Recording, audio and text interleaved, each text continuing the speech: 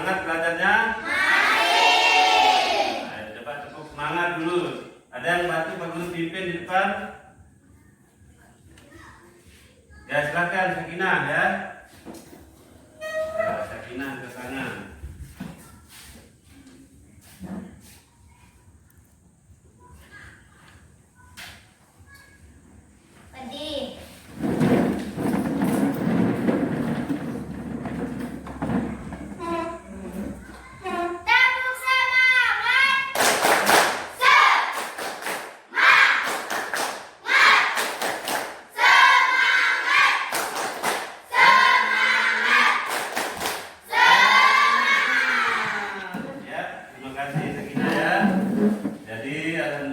Semangat semuanya. Nah, agar pembelajaran kita lebih berkah, terlebih dahulu kita berdoa. Nah, ada yang mau pimpin berdoa? Nah, silakan. Sudah ya, ini cewek semua yang maju ini. Siap gerak. Duduk siap gerak. Teman-teman, sebelum kita belajar, mari kita mulai.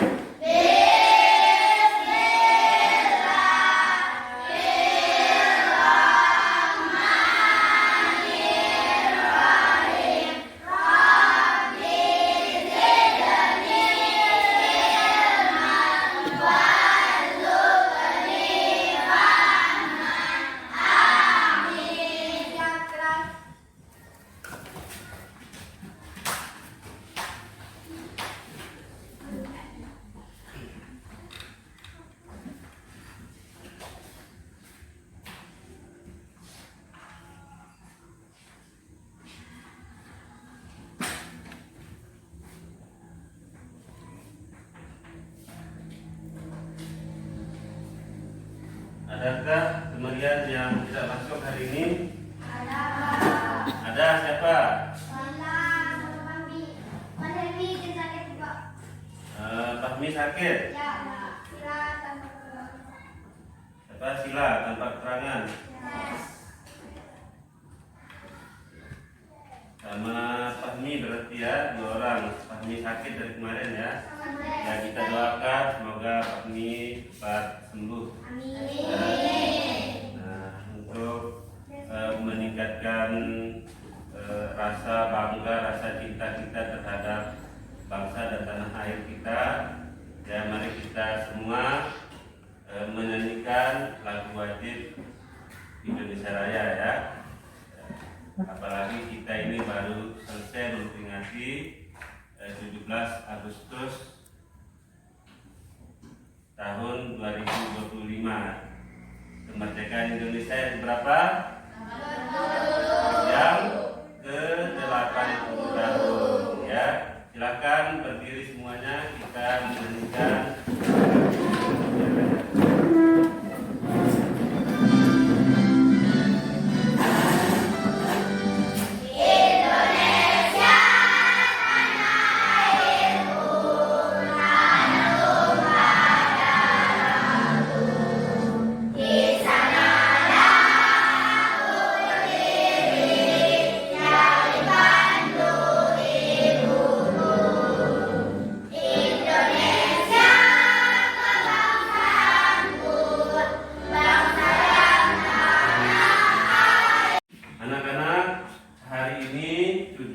pembelajaran kita yaitu mengamati objek. Kita akan belajar mengamati objek dengan membandingkan, mengelompokkan dan mengurutkan dan menyusunnya.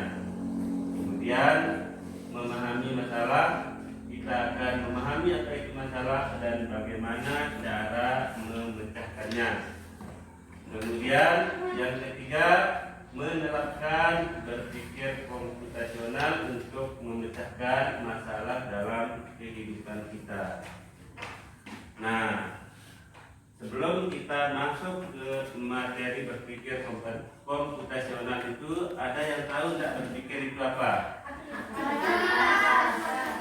Ya, apa berpikir itu? Ya, berpikir itu adalah aktivitas manusia. Aktivitas yang seperti apa? Ya, Dengan berpikir kita bisa, ya, dengan berpikir kita bisa merencanakan segala sesuatu agar sesuai dengan tujuan. ya, agar sesuai dengan tujuan yang ingin kita raih. Ya, berpikir itu adalah upaya menggunakan otak, ya. Jadi untuk merencanakan, mengingat dan membayangkan untuk menyelesaikan masalah. Nah, itu yang dimaksud dengan berpikir, ya. Jadi mengapa kita berpikir? Agar kita dapat menyusun segala aktivitas kehidupan sesuai dengan maksud dan tujuan yang kita inginkan. Ya, coba Adian sendiri, coba kenapa kita perlu berpikir, Adian? Agar kita bisa dapat senyum segala aktivitas kehidupan sesuai dengan maksud dan tujuan yang Kita inginkan, ya. Ya, mengapa kita berpikir? Agar kita dapat menyusun segala aktivitas kehidupan sesuai dengan maksud dan tujuan yang kita inginkan. Ya, jadi kita akan mengenal berpikir komputasional itu adalah cara memecahkan masalah menggunakan dasar-dasar ilmu. Nah, tapi kita perlu ingat, kita tidak perlu berpikir persis seperti komputer, ya. Nah, berpikir komputasional itu adalah proses Berpikir. proses apa, Yusuf? Proses berpikir. Itu saja, ada yang tambahannya? Dan memunculkan gagasan ide pemecahan masalah. Proses berpikir yang memunculkan gagasan atau ide pemecahan masalah. Jadi metode ini digagas oleh para ilmuwan untuk membantu kita merumuskan semua penyelesaian masalah dengan lebih mudah. Nah, ini tentang belajar memecahkan masalah secara sistematis, yaitu berpikir komputasional, ya. Ya.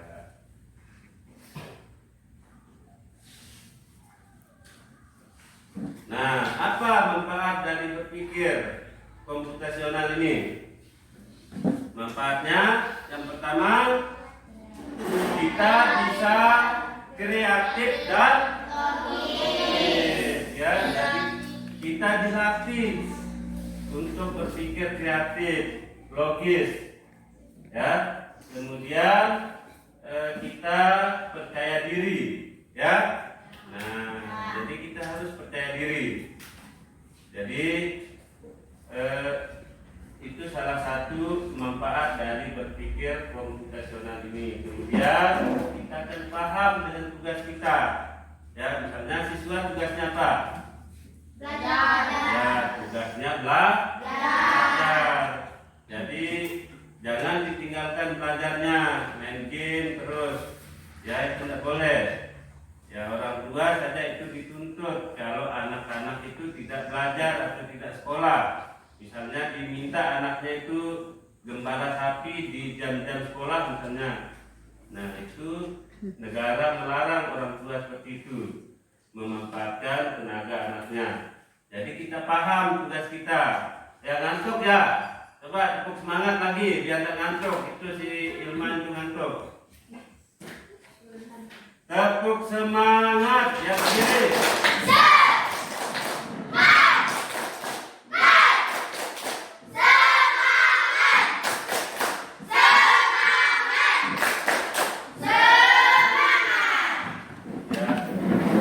Yaitu kita bisa melakukan komunikasi dengan baik, ya, komunikasi dengan orang lain dengan cara yang baik, ya. Manfaat dari berpikir komputasional ini, dan kita juga bisa mengatur waktu kita, ya, dengan kecanggihan teknologi sekarang ini, ya. ketika kamu memegang HP, ya kalian bisa menggunakan Google Calendar ya untuk membuat jadwal-jadwal kalian. Misalnya hari ini paginya apa, misalnya berangkat sekolah jam berapa, ya kalian bisa atur alarmnya atau invoice-nya, notifikasinya maksud saya, notifikasi. Jadi ketika kamu membuat notifikasi jam 6.00, nah maka nanti HP itu akan memberitahu kalian jam berangkat sekolah. Seperti itu notifikasinya di Google Calendar misalnya ya. Nah, kemudian ketika jam 12.10, nah kalian buat notifikasinya sholat zuhur ya, karena kita semua muslim di sini ya. Nah, nanti akan banyak sekali aplikasi yang bisa kita gunakan untuk mengatur waktu kita ya. Nah itu salah satu manfaat dari berpikir komputasional ini. Nah jadi ada 4 metode berpikir komputasional. Yang pertama yaitu namanya dekomposisi. Ya, apa itu dekomposisi? Memecahkan masalah besar menjadi bagian-bagian kecil agar lebih mudah dapat diselesaikan satu persatu. Ada yang bisa kasih tahu Pak Guru contohnya?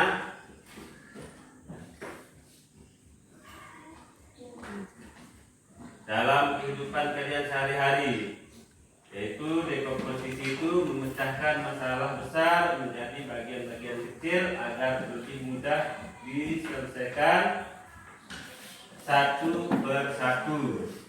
Nah, ada yang bisa sebutkan contohnya? Misalnya kelas kotor, apa yang itu masalah? Kelas kotor itu masalah atau bukan? Masalah ya.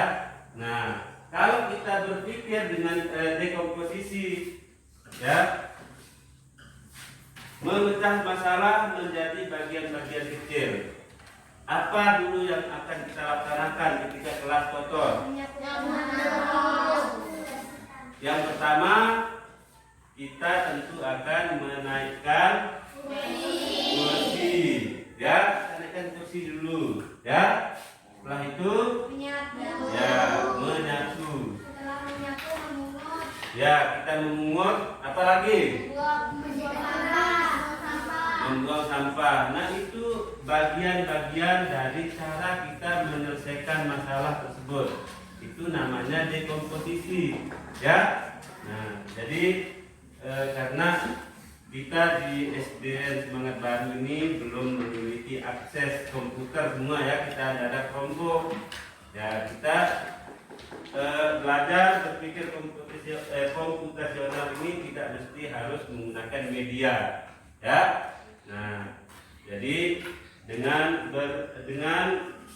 salah satu metodenya yaitu dekomposisi tadi, contohnya kita masalahnya kelas kotor. Nah, jadi kalian tahu cara menyelesaikannya, yaitu memecahkan masalahnya dulu menjadi bagian-bagian kecil. Ya, seperti mengangkat bangku dulu, ya. Nah, kemudian menyapu, memungut, ya, merapikan kembali seperti yang sudah dinaikkan tadi, ya. Nah, baru bisa dikatakan kelas rapi atau kelas bersih. Masalah atau tidak kalau kelas bersih? Tidak. Nah, ketika kalian mengalami masalah di rumahnya, misalnya masalah besar, gunakan metode dekomposisi. Ya, apa yang perlu kita selesaikan terlebih dahulu, kita bagi masalah itu menjadi bagian-bagian kecil, ya. Kemudian yang berikutnya, pengenalan pola. Ya, pengenalan pola. Mengenali, mengidentifikasi dan memahami keteraturan atau pola dalam data untuk menemukan solusi, ya. Nah, Nah, contoh ini bisa dipola jendelanya dengan kain-kain ya. Misalnya hitam, ungu, hitam. Ya kalau dia berpola pasti apa setelah hitam di sana? Ya kalau mengikuti aturannya nanti hitam, ungu, hitam, hitam, ungu, hitam. Itu pola namanya ya. Ya itu salah satu contohnya. Ya. Kemudian metode berikutnya yaitu metode abstraksi. Ya. Abstraksi namanya, yaitu memfokuskan hal penting dan mengabaikan yang tidak penting atau tidak relevan. Ya. Nah, kemudian yang terakhir adalah algoritma, membuat serangkaian langkah terstruktur dan berurutan untuk memecahkan masalah. Ada yang bisa menyebutkan contohnya? Nah, kita memiliki suatu masalah, kemudian kita membuat serangkaian. Contoh, saya lapar. Nah, kemudian instruksinya makan mie goreng. Ya. Nah, kalau kita mau menyelesaikan makan mie goreng tersebut, langkah-langkah apa yang akan kita buat? Masak mie. Ya, kita rebus air. Setelah airnya mendidih, Masukkan mie. ya masukkan mie. Dalam bumbu. Ya masukkan Dimasak. bumbu, terus Itu diaduk. diaduk, Setelah itu disajikan. disajikan, terus Setelah itu dimakan. ya makan, laparnya hilang. Ya, ada yang bisa kasih contoh yang lain yang laki-laki apa? Ayo. Misalnya berangkat ke sekolah atau menyiapkan tas ke sekolah, ada nggak yang bisa? Apa-apa langkahnya? Menyiapkan tas. Menyiapkan buku. Ya, menyiapkan buku pelajaran hari itu ya. Ya, karena pelajarannya banyak, tidak mungkin semua buku akan dimasukkan. Memasukkan buku pelajaran, kemudian apa lagi? Pulpen. Ya, cek pulpen, ya, cek apa lagi? Garis, pensil, terus menghapus. Ya, jadi itu adalah langkah-langkah yang akan kalian lakukan. Kalian catat, ya, biar masalah itu bisa terselesaikan ya secara terstruktur. Ya.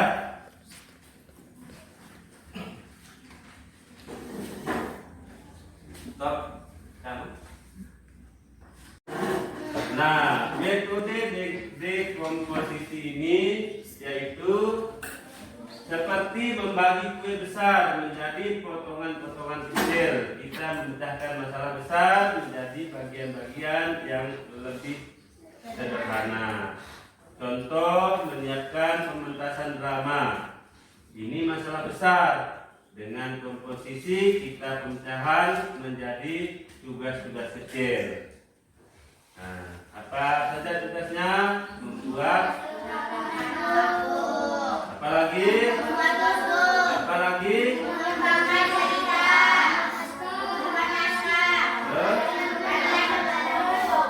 Iya. Setiap bagian dikerjakan oleh kelompok berbeda ya. Lalu disatukan untuk suksesnya pementasan.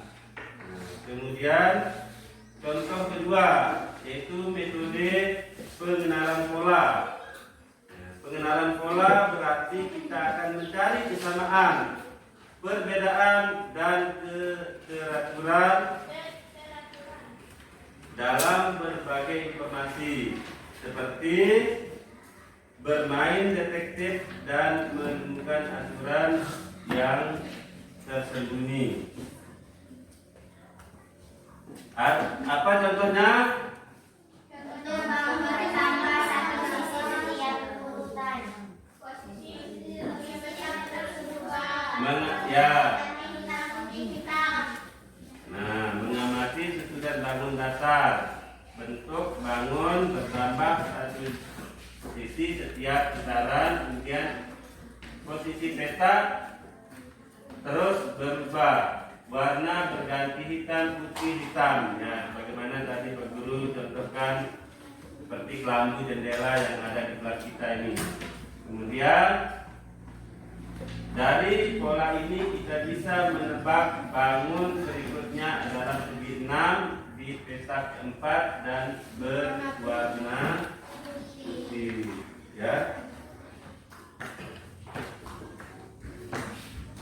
Nah, ini adalah contoh algoritma. Nah, di sana ada gambar penguin, ya, atau boneka penguin. Ketika kita pengen membuat boneka penguin itu, apa saja yang akan kita lakukan?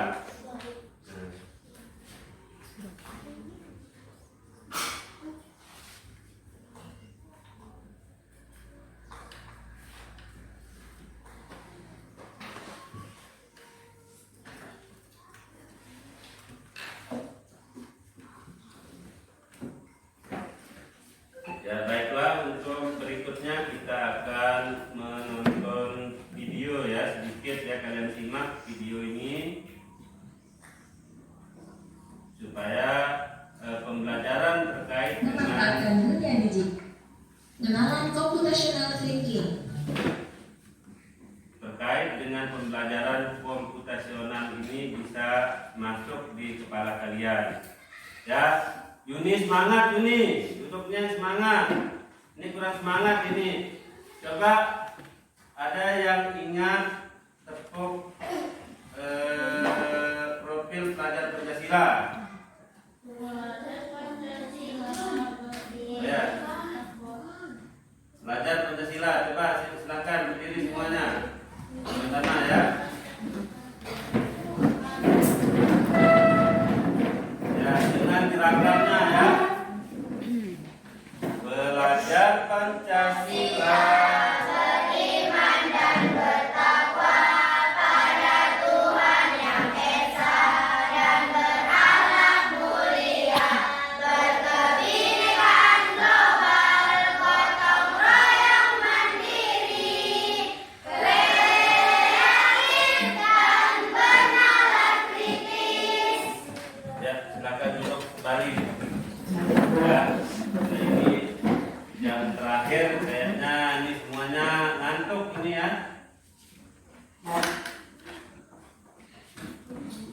Kalian mengerjakan tugas dulu atau menonton video dulu?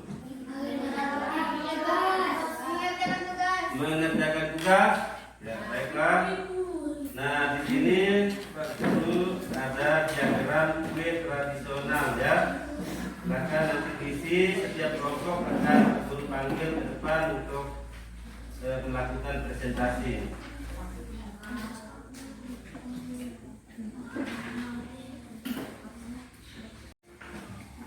Nah, silakan kerja ya.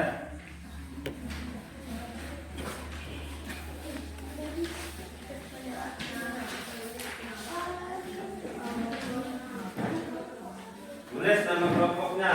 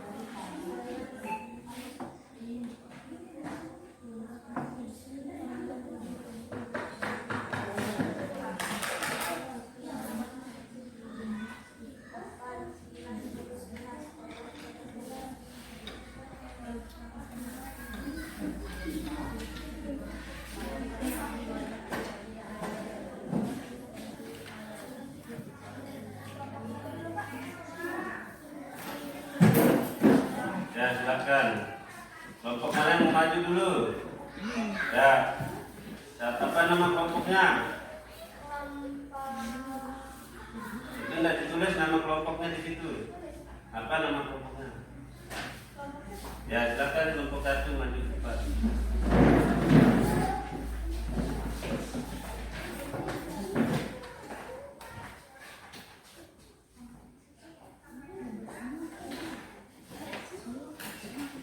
Assalamualaikum warahmatullahi wabarakatuh. Waalaikumsalam warahmatullahi wabarakatuh. Kami dari kelompok 1 ingin mempresentasikan hasil kami.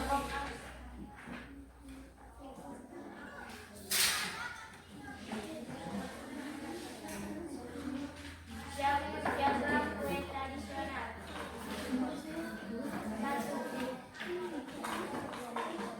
Ya, langsung 1 di bawahnya ya.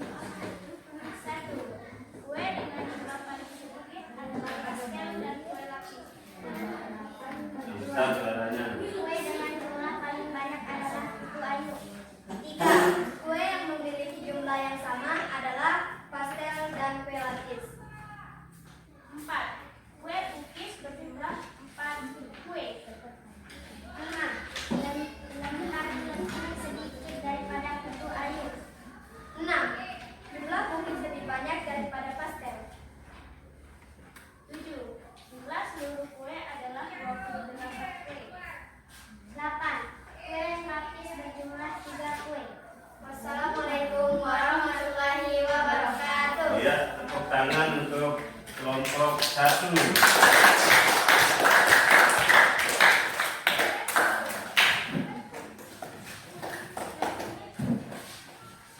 Ya, selanjutnya kelompok berapa yang mau maju? Ya, kelompok 2 ya, silakan. Kelompok 2 nama kelompoknya ya. Ya.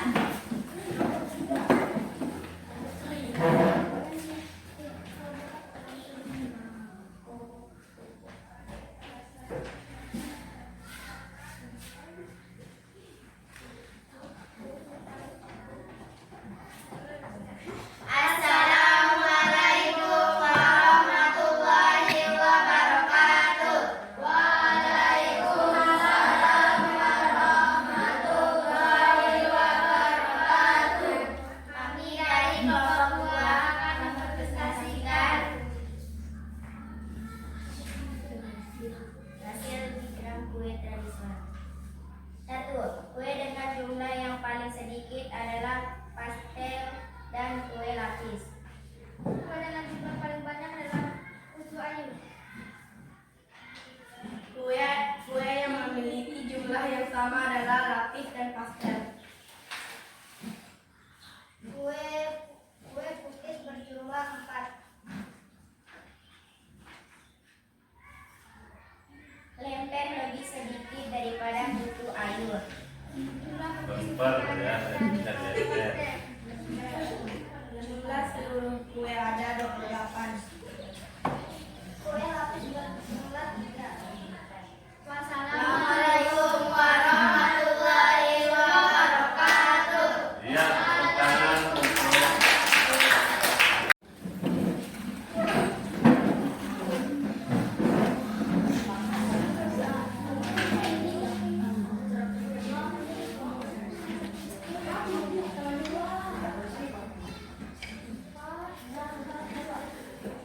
nah, ini ya, 5.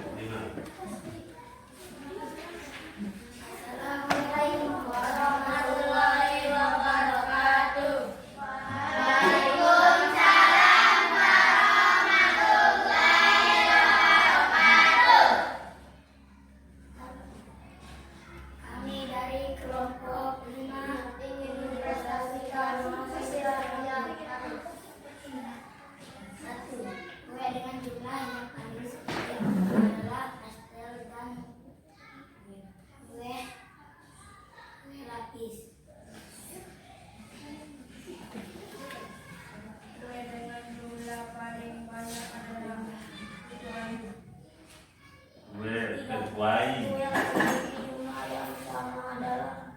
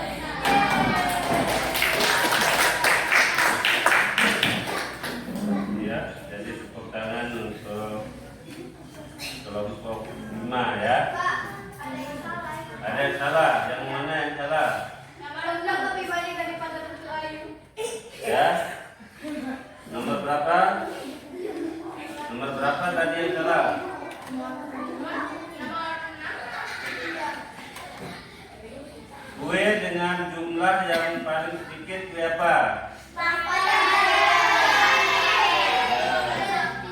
Kue pastel dan kue lapis.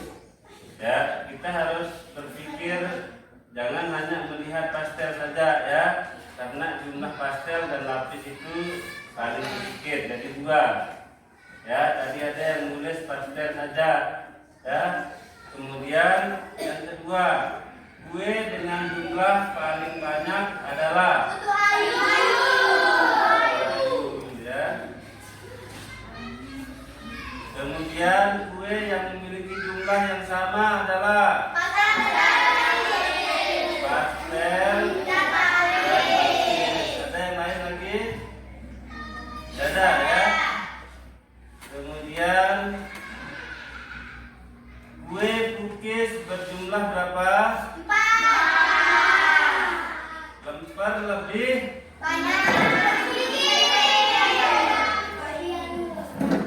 sedikit daripada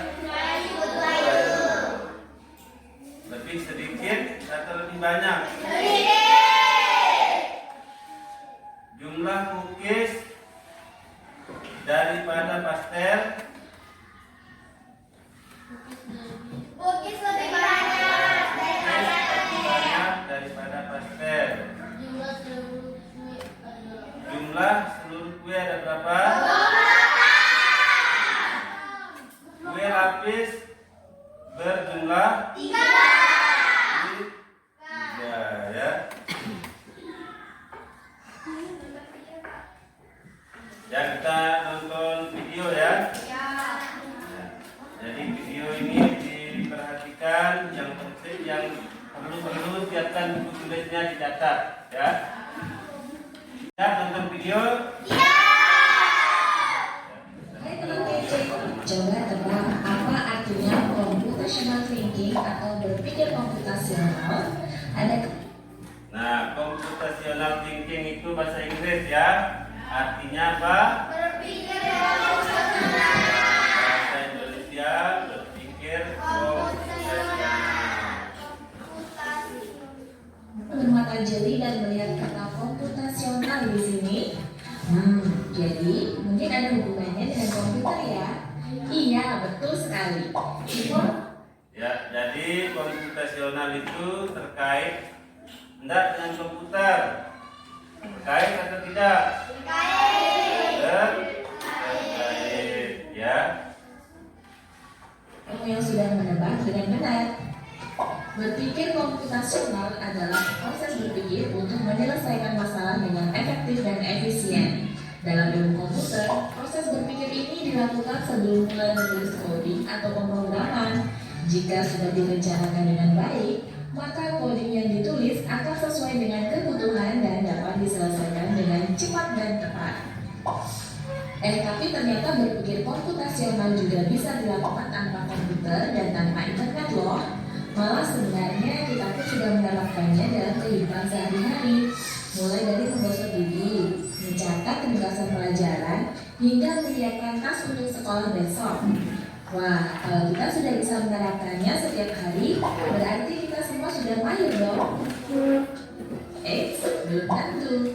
Contoh-contoh tadi kan menerapkan berpikir komputasional pada masalah yang sederhana. Masih banyak nih masalah yang lebih kompleks, seperti misalnya mengatur keuangan bulanan, apa yang harus dilakukan kalau kamu tersesat di tempat baru, hingga memilih jurusan dan karir.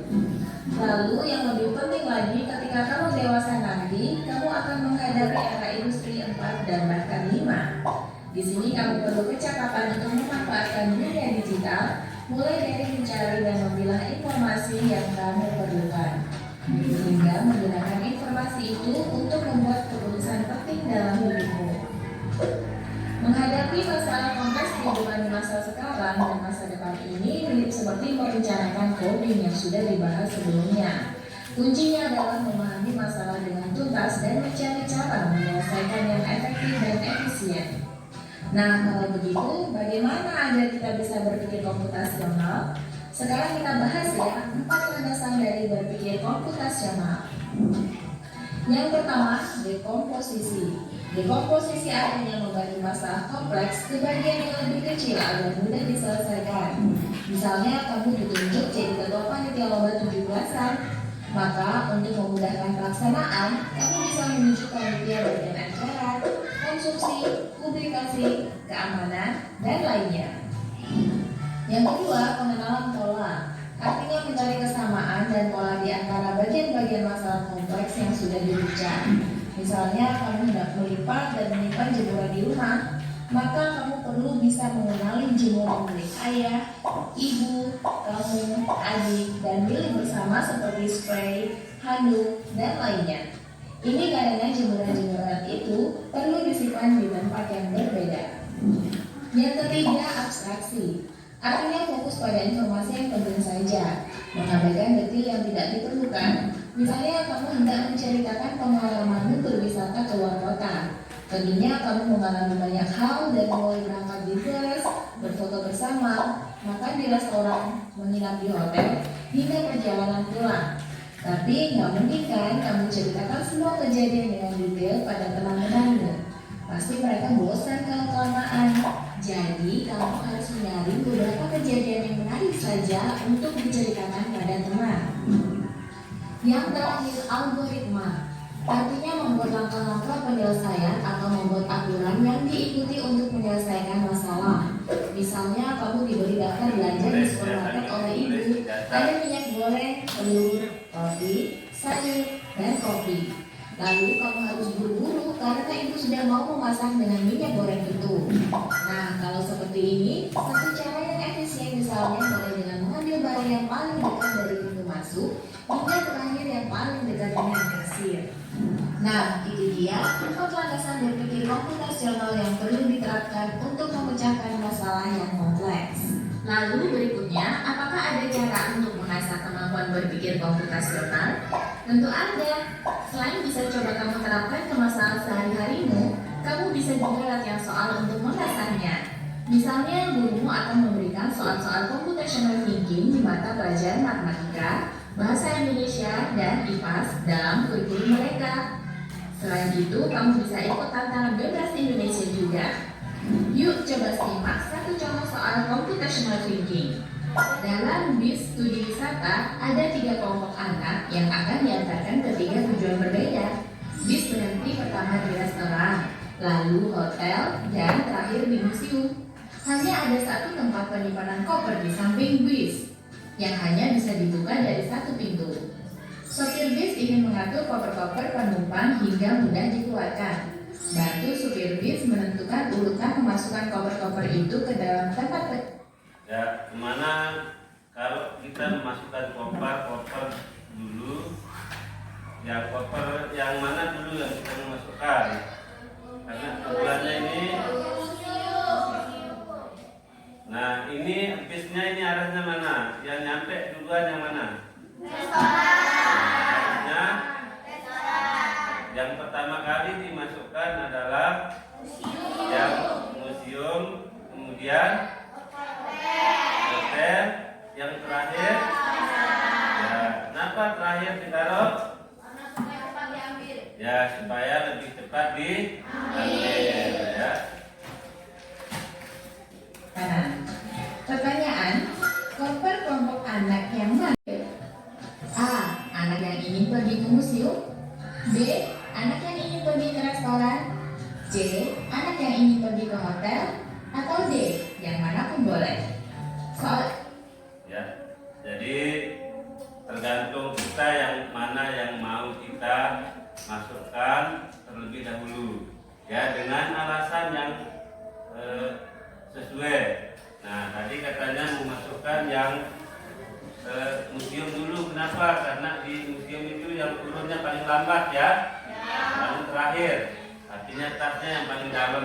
Itu pemikirannya juga berpikir komputasional namanya ya.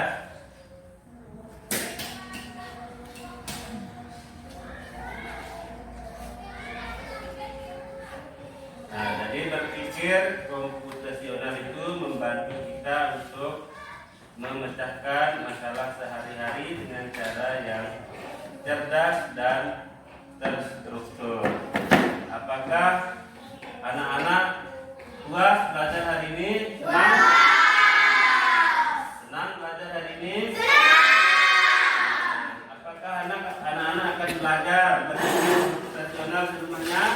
Ya, ada 4 metode tadi yang dipelajari. Apa saja metodenya? Yang pertama, ya, dekomposisi yang mengumpulkan masalah besar menjadi bagian-bagian yang kecil atau memecah masalah menjadi bagian-bagian kecil. Yang kedua apa? Mengenal pola. Apa itu mengenal pola? Ya, Ustaz?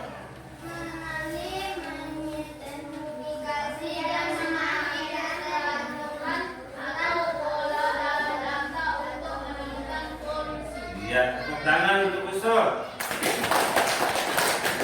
Yang ketiga apa? Abstraksi. Apa itu abstraksi?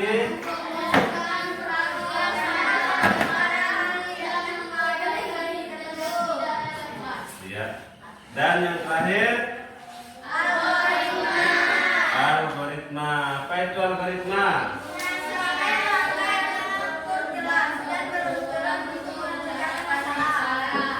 Luar biasa ya. Demikianlah pembelajaran kita hari ini. Minggu depan kita lanjutkan ke materi berikutnya. Ya. Ya, Pak Guru tutup dengan ucapan wassalamualaikum warahmatullahi wabarakatuh.